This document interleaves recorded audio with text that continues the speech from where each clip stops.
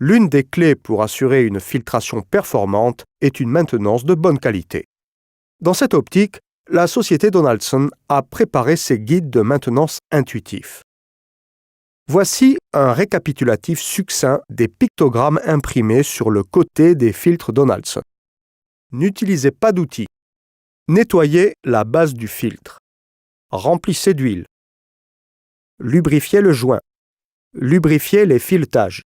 Serrez à la main. Serrez le filtre selon les instructions imprimées sur ce dernier. Voici les pictogrammes de recyclage internationaux. Lors du remplacement de l'huile hydraulique, nous vous recommandons d'utiliser un chiffon propre et un entonnoir à huile propre afin d'éviter l'introduction de contaminants lors de la procédure d'entretien. Les étapes d'entretien suivantes, fournies à des fins de formation, sont applicables à de nombreux systèmes hydrauliques. Toutefois, Donaldson vous recommande, lorsque cela est possible, de suivre les instructions de maintenance du filtre fournies par le constructeur d'origine de votre équipement. Étape 1. Avant l'installation du filtre, vérifiez que l'intervalle d'entretien spécifié par le constructeur d'origine de l'équipement a été atteint, ou bien que l'indicateur de colmatage signale que le filtre doit être changé. Étape 2. Vérifiez que le filtre neuf que vous allez installer n'a subi aucun dommage pendant le transport ou les manipulations. N'installez jamais un filtre endommagé. L'absorbeur est également endommagé. Étape 3. Assurez-vous que le système est arrêté et qu'il n'est plus sous pression. Étape 4. Déposez le filtre à visser, jetez correctement le filtre selon les éventuelles réglementations locales ou par le circuit de recyclage. Étape 5. Nettoyez les surfaces de la tête du filtre ou le couvercle. Lubrifiez les filetages et le joint du filtre à visser à l'aide d'huile système propre. Étape 6. Installez le nouveau filtre en le vissant jusqu'à ce que le joint entre en contact avec la surface d'étanchéité. Suivez ensuite les instructions des icônes présentes sur le boîtier du filtre pour le serrage final. Ne serrez pas au-delà des préconisations. Étape 7, étape finale, purgez le système hydraulique et vérifiez l'absence de fuite. Résumons les étapes de service présentées. Vérifiez l'indicateur de maintenance. Contrôlez la nouvelle cartouche filtrante. Éteignez la mise sous pression du système. Enlevez le filtre et le joint usé. Nettoyez la tête de montage du filtre. Lubrifiez le joint du filtre avec l'huile moteur. Installez un nouveau filtre selon la notice. Purgez le système hydraulique et vérifiez l'absence de fuite. Maintenant, pour les filtres de type cartouche, suivez les étapes de remplacement suivantes. Étape 1. Vérifiez si le filtre doit être remplacé, indiqué par le constructeur d'origine de l'équipement ou signalé par l'indicateur de maintenance. Étape 2.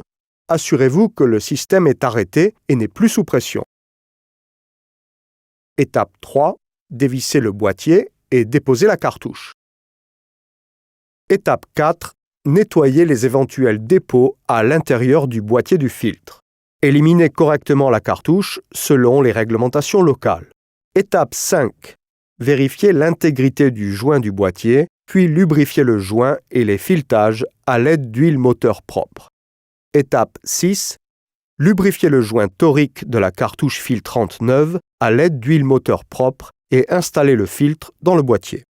Montez le boîtier sur la tête du filtre comme peuvent l'indiquer les instructions présentes sur le boîtier. Ne serrez pas au-delà des préconisations.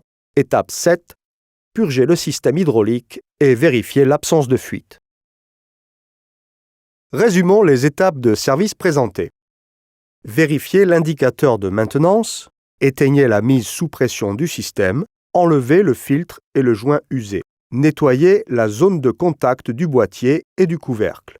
Installez et lubrifiez les joints toriques, les joints d'étanchéité et les joints du boîtier. Installez un nouveau filtre selon la notice. Purgez le système hydraulique et vérifiez l'absence de fuite. Voici maintenant les étapes de remplacement des filtres intégrés au réservoir. Étape 1.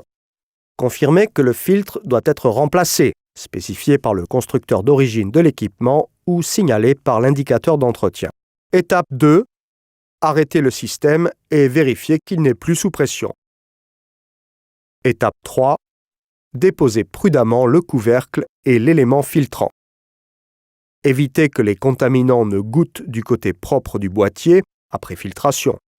Éliminez correctement la cartouche, le joint et le ressort. Étape 4. Nettoyez les éventuels dépôts de l'intérieur du boîtier. Étape 5. Nettoyez les éventuels dépôts dans le couvercle et lubrifiez le joint. Étape 6. Lubrifiez le joint torique de la cartouche filtrante neuve à l'aide d'huile système propre et installez l'élément filtrant. Reposez le couvercle selon les instructions fournies. Enfin, purgez le système hydraulique et vérifiez l'absence de fuite. Résumons les étapes de service présentées. Vérifiez l'indicateur de maintenance, éteignez la mise sous pression du système, enlevez le couvercle du boîtier. Enlevez le filtre et le joint usé. Nettoyez la zone de contact du boîtier et du couvercle. Installez et lubrifiez les joints toriques, les joints d'étanchéité et les joints du boîtier. Installez un nouveau filtre selon la notice. Replacez le couvercle du boîtier. Purgez le système hydraulique et vérifiez l'absence de fuite. Pour conclure, nous souhaitons vous montrer certains éléments d'un filtre à fluide pouvant poser des problèmes lorsque la pression du circuit hydraulique est beaucoup plus élevée que la normale. Cela peut se produire en raison d'une défaillance dans le système, notamment une vanne de régulation de pression défectueuse. L'apparence bombée de cette cuve indique que le filtre a subi une pression anormalement élevée. Sur la seconde photo, le support fileté s'est déformé sous l'effet de la surpression dans le filtre qui a dépassé sa pression d'éclatement. Ces informations d'entretien sont considérées comme guides de pratique d'excellence. Cependant, elles n'ont pas pour but de remplacer ou supplanter les instructions d'entretien fournies par le constructeur de votre moteur ou de votre véhicule.